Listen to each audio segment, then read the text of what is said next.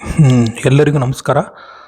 June 3ರಂದು ನಡೆದ ವಿಧಾನ ಪರಿಷತ್ ಚುನಾವಣೆಯಲ್ಲಿ ಆಗ್ನೇಯ ಶಿಕ್ಷಕರ ಕ್ಷೇತ್ರದಿಂದ ಟಿ ಶ್ರೀನಿವಾಸರವರನ್ನು ಎಲ್ಲ ಶಿಕ್ಷಕರು, ಉಪನ್ಯಾಸಕರು, ಪ್ರಾಂಶುಪಾಲರು, ಖಾಸಗಿ ಹಾಗೂ ಸರ್ಕಾರಿ ಶಾಲೆಯ ಕಾಲೇಜುಗಳ ಎಲ್ಲ ಸಿಬ್ಬಂದಿ ವರ್ಗದವರು ಸಂಘಟನಾತ್ಮಕವಾಗಿ ಅವರನ್ನು ಗೆಲ್ಲಿಸಿದ್ದಕ್ಕಾಗಿ ನಮ್ಮ ಪರವಾಗಿ ಹೃದಯಪೂರ್ವಕ ಧನ್ಯವಾದಗಳು.